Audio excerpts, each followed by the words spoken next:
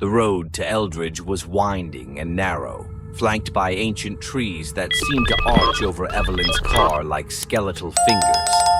A mist clung low to the ground, thick and unmoving, as if it had a mind of its own. The isolation was palpable, almost suffocating. Evelyn gripped the steering wheel tighter, glancing at the map on her phone for what felt like the 100th time. There was no cell service this far out, but the directions seemed clear enough. Eldridge, a town she had never heard of until the letter arrived. The letter had been a surprise, to say the least.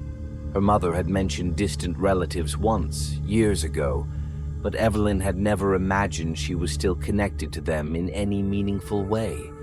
Yet here she was, summoned by a will to claim an inheritance, an old, crumbling house at the edge of a town that felt like it had been forgotten by time. It wasn't what Evelyn had expected when she left the city, seeking escape from the crushing grief of her mother's death. The townhouse they had shared now sat empty, full of too many memories she wasn't ready to face. Eldridge, with its promise of peace and solitude, had seemed like a perfect refuge, a chance to disappear for a while, to mend in the quiet.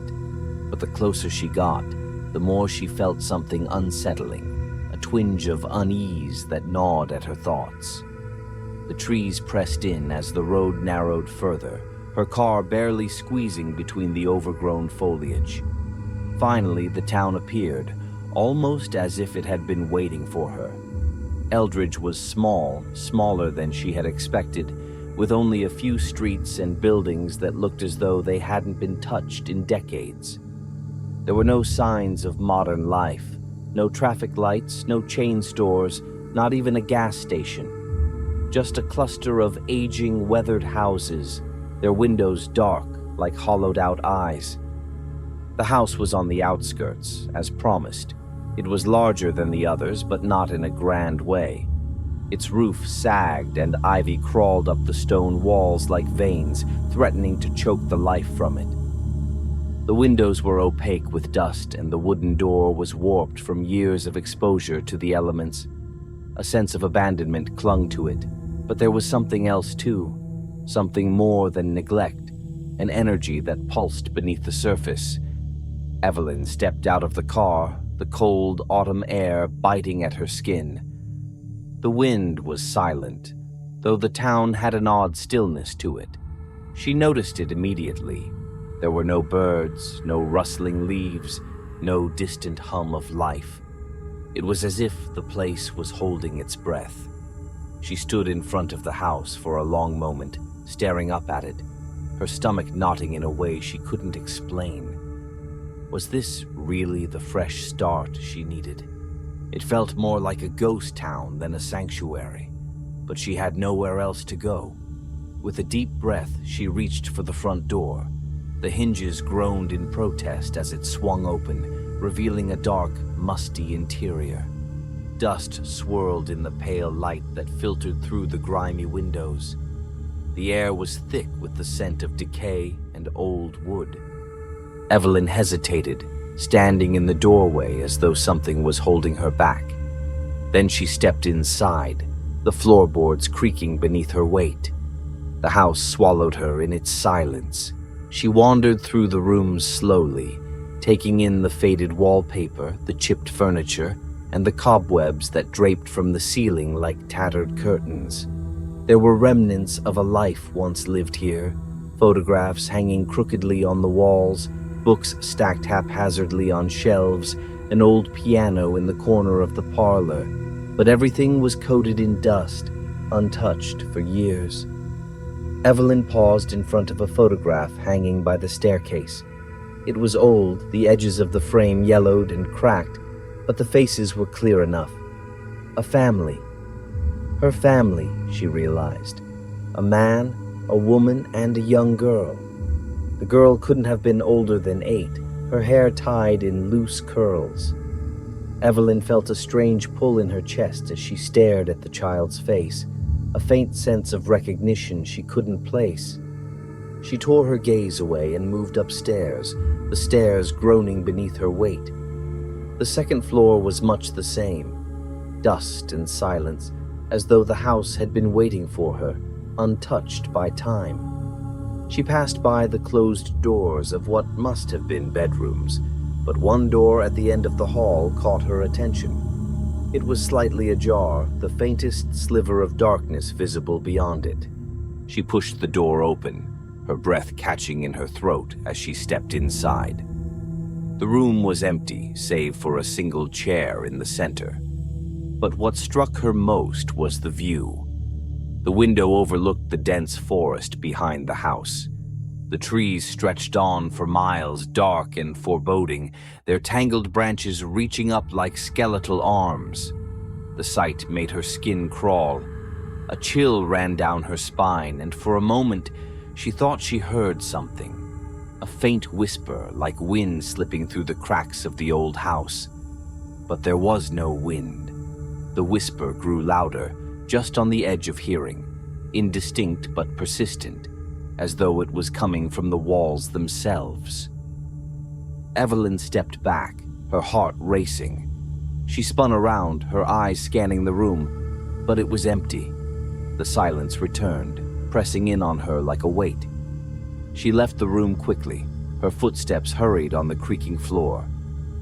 As she descended the stairs, the whisper followed her, though it was quieter now, fading into the background. Back in the parlor, she stood still for a long moment, listening, waiting. But there was only silence. Shaking off the eerie feeling, she tried to rationalize it. Old houses creaked, wind found its way through cracks, and her mind was playing tricks on her after the long drive. She just needed time to settle in. She would fix the house up, make it hers. As she started unpacking her bags, the whispering stopped. But something lingered in the back of her mind, a sense of being watched, as though the house had eyes and was waiting for something. Outside, the town remained still, and the trees surrounding the house swayed ever so slightly, as though they too were whispering secrets Evelyn was not yet ready to hear. The days in Eldridge were short, each one blending into the next as a thick fog hung over the town. Evelyn hadn't seen another soul since she'd moved into the house, and while she occasionally caught glimpses of a person, here or there on the town's narrow streets, they seemed to vanish before she could approach. Her initial eagerness to explore the town had faded, replaced by a growing unease. It was the house. There was something about it that kept her tethered, as though it didn't want her to leave. Inside, the whispers hadn't returned since that first night, but the silence had a life of its own. Each creak of the old floorboards, each groan of the shifting walls, felt like a message Evelyn was unable or unwilling to decipher. The sensation of being watched hadn't faded. It followed her from room to room, so constant that she stopped noticing it until she caught herself glancing over her shoulder or searching the shadows for some unseen presence. The first discovery happened by accident. Evelyn had been sorting through the house's cluttered attic when she found it. A box tucked behind a stack of old suitcases and trunks. Its edges were worn, and the faded writing on the top was barely legible. Property of Harriet Hale, 1936. Evelyn's heart skipped a beat. Harriet Hale, her great-grandmother. The box was sealed with a rusted clasp, but it gave way easily under Evelyn's touch. Inside, beneath layers of yellowed fabric and crumbling papers, was a collection of journals. The leather covers were cracked and dry, the pages brittle to the touch, but the writing was still legible. Each one was dated meticulously, spanning years of entries.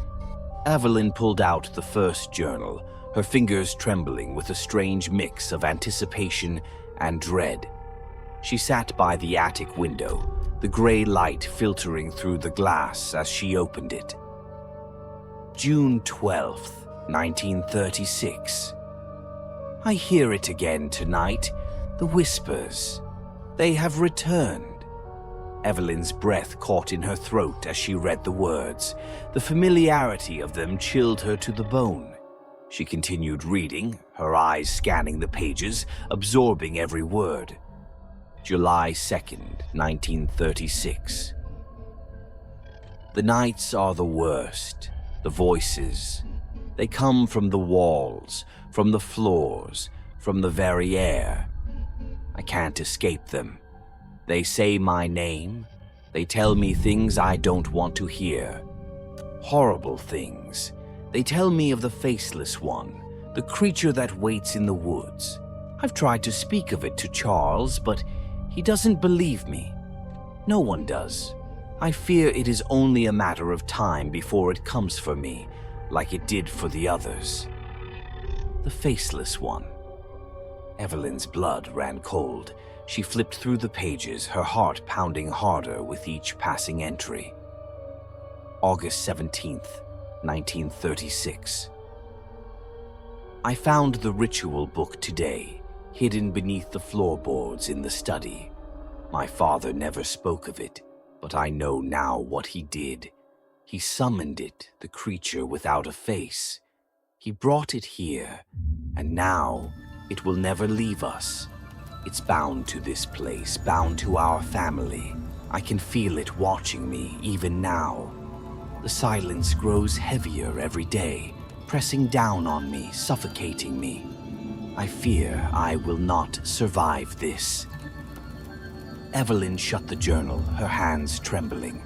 Her great-grandmother had written these words, trapped in the same house, haunted by the same whispers. The Faceless One. A creature bound to her bloodline, tormenting generation after generation. Evelyn stood, pacing the attic as the revelation settled over her. The house had always been cursed. The eerie presence she had felt since her arrival, the whispers, the sense of being watched. It had been following her family for decades. Her great-grandmother had known about it, had lived through it, and had left behind these journals as a warning. But why hadn't anyone told her?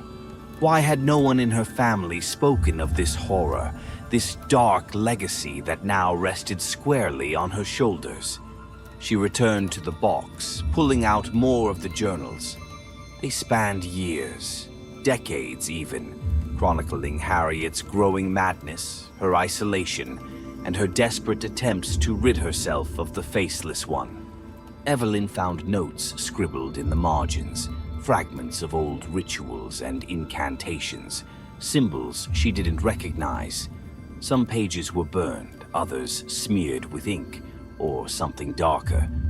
At the bottom of the box, beneath the journals, Evelyn found something else, an old photograph.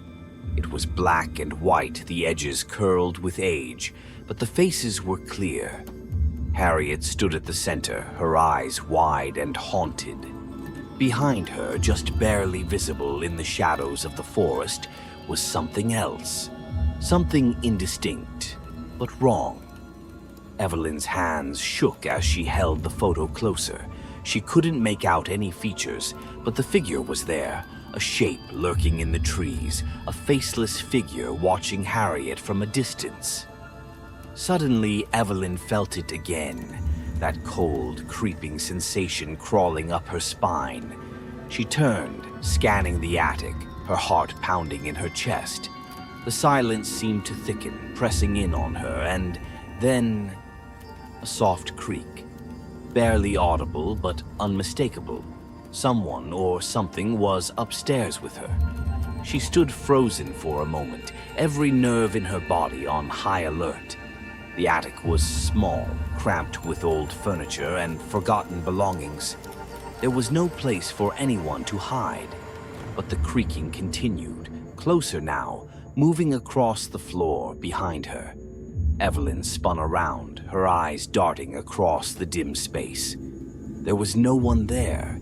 The air in the attic felt heavy, oppressive. She could hear her own heartbeat, feel the thrum of blood in her ears.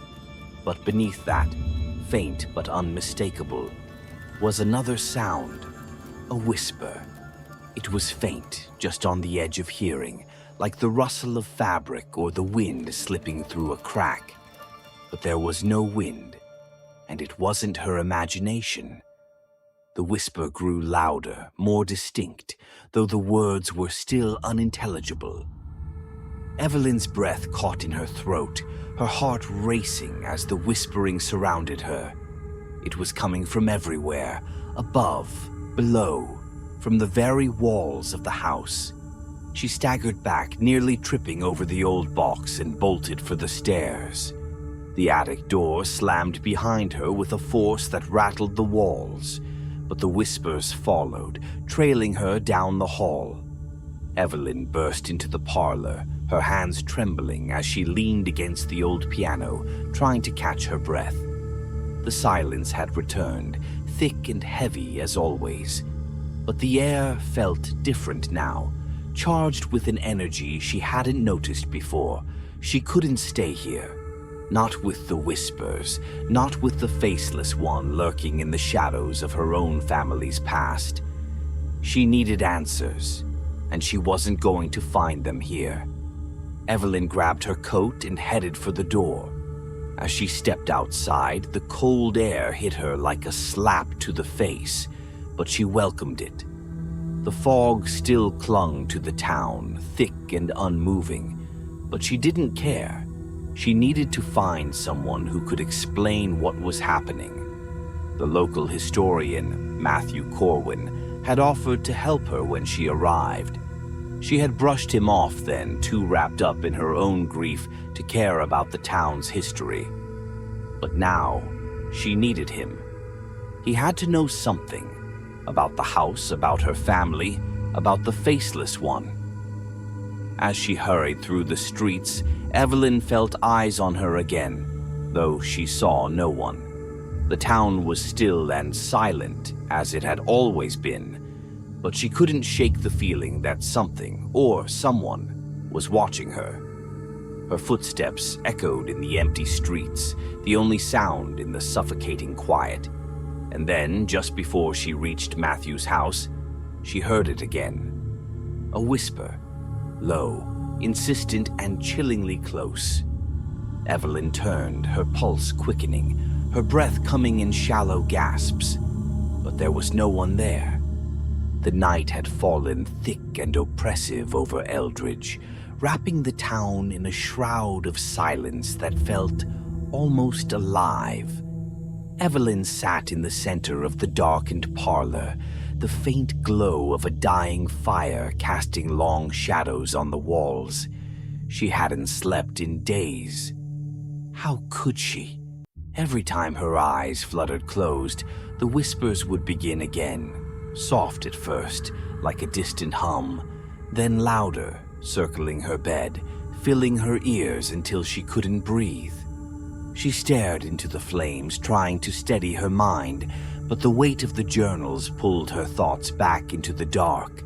The things her great-grandmother had written, the words that Harriet had scrawled with growing desperation, haunted her.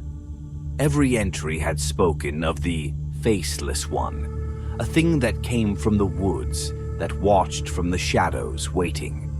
A creature summoned by blood, bound to her family, and, if Harriet's words were to be believed, feeding on silence and fear. The shadows on the walls shifted as the fire flickered, and for a brief, heart-stopping moment, Evelyn thought she saw a shape among them. Tall, thin, and wrong. The kind of shape that shouldn't exist in the human world. She blinked hard, her heart thundering in her chest. The figure was gone, but the unease lingered. It was always lingering now. The door to the parlor creaked open and she flinched, her body going rigid. But it was only Matthew. He had been visiting her more frequently over the last few days, as though he knew she was coming undone. "I'm sorry for barging in," he said, his voice low. "I knocked, but I didn't hear anything." Evelyn forced herself to nod, motioning for him to sit. She didn't have the energy to explain that she hadn't heard his knock, because the whispers had drowned it out. The whispering had become constant now, soft, insidious, like a conversation just out of reach. It never stopped. Not anymore. Matthew's presence was a small comfort, though she no longer fully trusted him. He had been helpful at first, telling her about the town's history, about her family's strange connection to the house. But lately, Evelyn couldn't shake the feeling that he was hiding something. He always seemed too eager, too willing to delve into the horrors of the past, as if it fascinated him. Still, he was the only person she had left to turn to. "I went through more of the journals," she said, her voice hoarse from lack of sleep. "Harriet, she knew about the Faceless One. She said it was summoned." Matthew's brow furrowed, his lips pressed into a thin line. "Yes, your family. They were involved in things they shouldn't have been. Dark rituals, the kind that leave scars on a place." Evelyn clenched her fists, her mind racing. "What kind of scars? Is that why it's still here? Why I can't sleep without hearing it?" His eyes darkened. "It's more than just a scar, Evelyn. It's like a wound that never healed. The Faceless One was summoned, yes, but it was never banished. It's bound to the land, to the house, and..." His voice trailed off, his hesitation too obvious to ignore. "And what?" "To your family." The words hit her like a punch to the gut. She had suspected as much, but hearing it said aloud made the horror of it real. It wasn't just the house that was cursed. It was her blood. The Faceless One wasn't just a creature haunting the house. It was tied to her, stalking her through the shadows, waiting for something. She swallowed hard, her throat tight. "What does it want?" Matthew shook his head, his gaze distant. "I don't know. No one does. But it feeds on fear, on silence. It's a presence, an emptiness that fills every crack, every shadow. It doesn't need a face because it's everything you can't see, everything you fear." A cold shiver ran down her spine as she thought of the figure she had seen in the flames, the way the shadows seemed to warp and twist when she wasn't looking directly at them. How long had it been there, watching her? How close had it come without her realizing? The thought was unbearable. "I can't stay here, Matthew," she said, her voice breaking. "I need to leave. I need to get away from this place." "You can't," he replied quickly, his hand reaching for hers. His grip was firm, almost too firm, as if he was trying to keep her grounded. "If you leave now, it will follow you. It always follows, Evelyn. It's bound to you." She yanked her hand away, rising to her feet in a wave of panic. "Number. There has to be a way to stop it. There has to be something." Matthew stood as well, his expression pained. "There was a way once. The ritual, the silence of shadows. But it's dangerous, Evelyn. It requires more than just a few words. It requires sacrifice." Evelyn's heart raced as she recalled the fragmented entries in Harriet's journals. The silence of shadows, a ritual her great-grandmother had refused to perform. Something terrible, something that had been left undone. She didn't know the full details, but Harriet had been terrified of it, of what it required. "What kind of sacrifice?" she asked, though she already feared the answer. Matthew hesitated again, but his voice was low and grave when he spoke. "It doesn't just banish the Faceless One, it transfers it to another. The ritual doesn't free you, it chains someone else in your place." Evelyn's blood turned to ice. That was why Harriet hadn't performed the ritual. She couldn't bring herself to damn another soul. The weight of it settled on Evelyn like a crushing force. There was no escape. Even if she performed the ritual, she would only be passing the horror on to someone else. condemning them to the same terror that had plagued her family for generations. A sudden sound, a soft creak followed by the faintest rustle of movement, stole her breath. The room around them seemed to shift, the shadows deepening, the air growing colder. Evelyn turned toward the window. Her pulse pounded in her ears. There, just beyond the glass, she saw it again. The figure, tall, thin, and featureless. The faceless one. It stood at the edge of the forest, its indistinct form barely visible through the fog. And yet, it felt like it was watching her, even without eyes. A suffocating terror gripped her chest as she realized it was closer now, closer than it had ever been. "It's here," she whispered, her voice barely audible. Matthew followed her gaze, his face pale. "Don't look at it," he warned, his voice a harsh whisper. "It can feel your fear. The more you give into it, the stronger it becomes." But Evelyn couldn't look away. Her eyes were locked on the figure, her breath shallow, her entire body trembling. The faceless one stood motionless, its presence overwhelming, as if it was pressing down on her from all directions at once. And then, slowly, it began to move. It didn't walk, it didn't glide, it simply shifted, as though the space between them was collapsing, the distance folding in on itself. One moment it was at the edge of the forest, and the next it was standing just outside the window, towering over her. Evelyn stumbled back, her heart hammering in her chest. The whispers filled the room again, louder now, circling her, pulling at her mind. She could feel it inside her, gnawing at the edges of her sanity. "No!"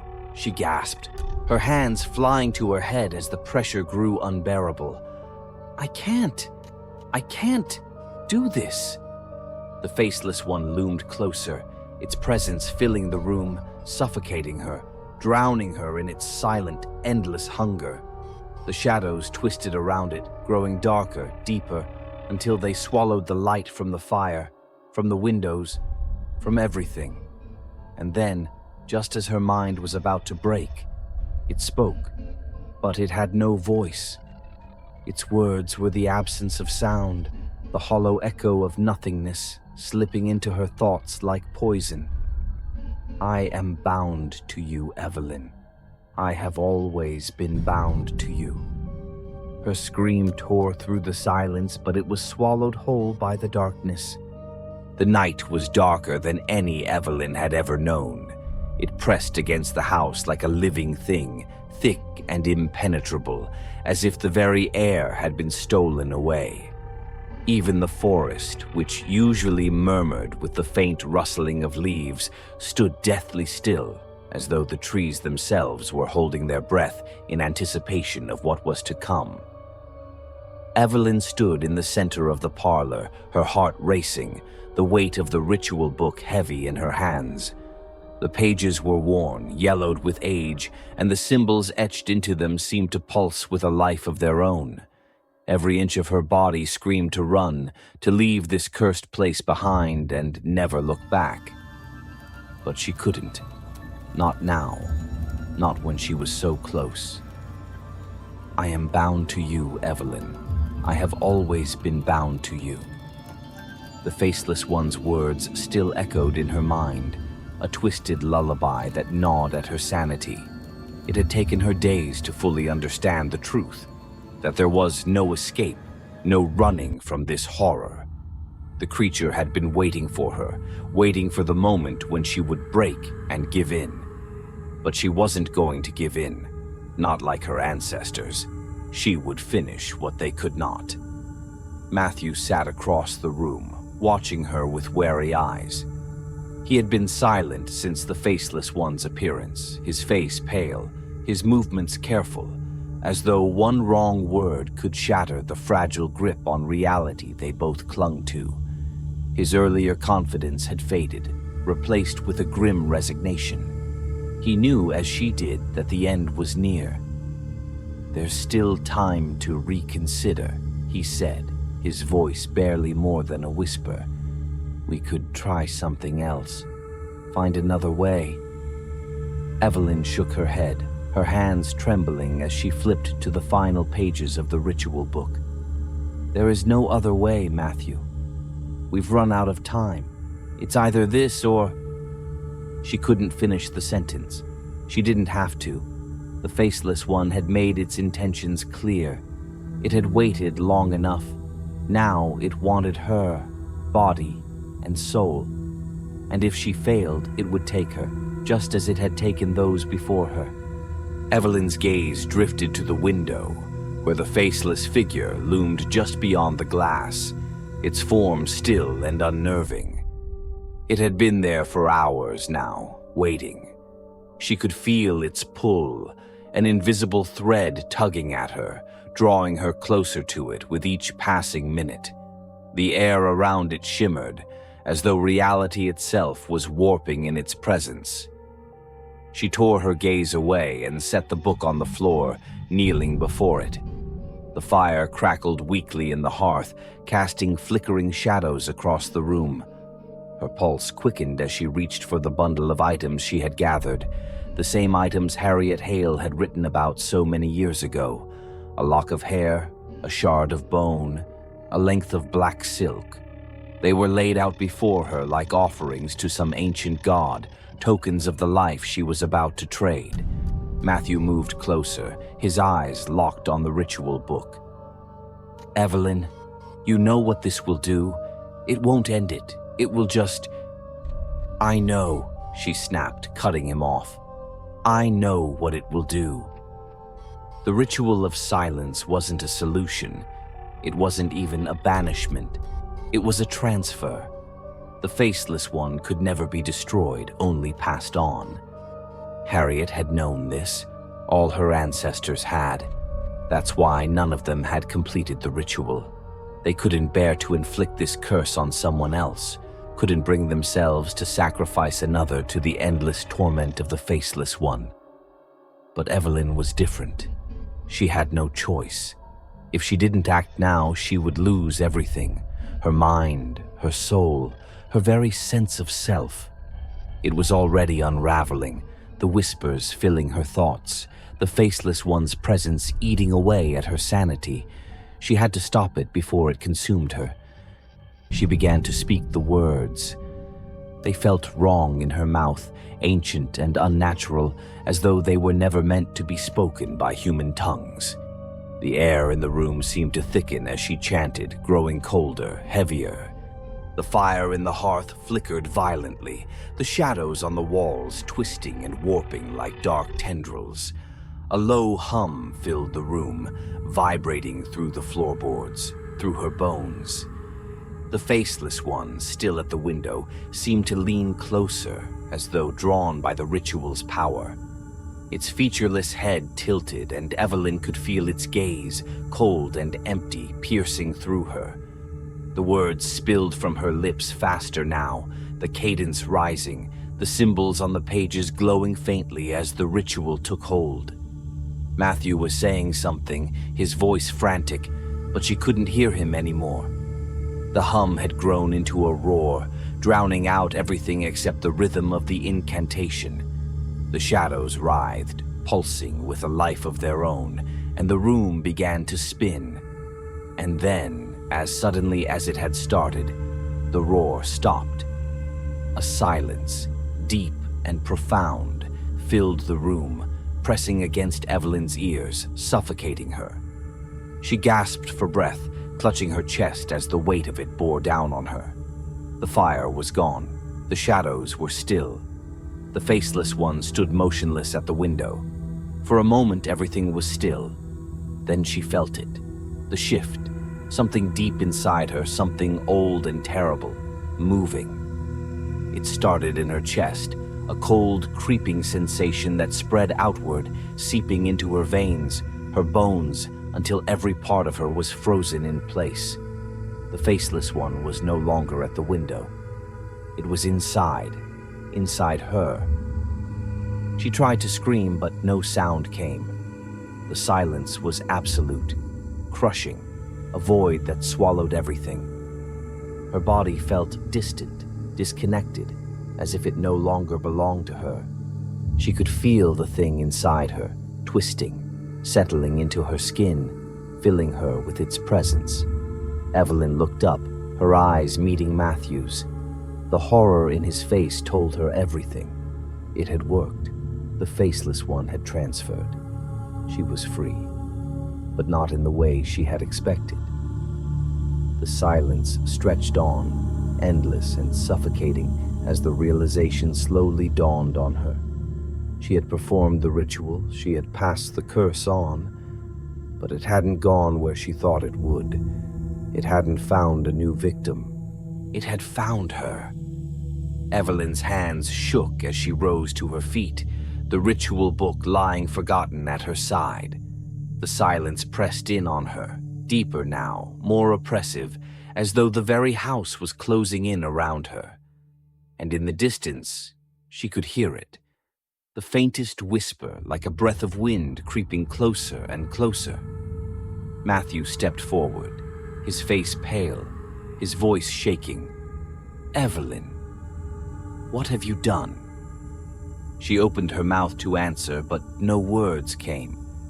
The silence was inside her now, wrapped around her throat, binding her.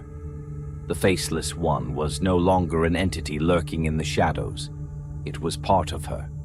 It had always been part of her. A slow smile crept across her face, cold and empty, as she looked at Matthew. The silence pulsed within her, a living thing, growing stronger with every second. The whispers were gone. The fear was gone. There was only the quiet. The Faceless One had found its host, and now it would never leave.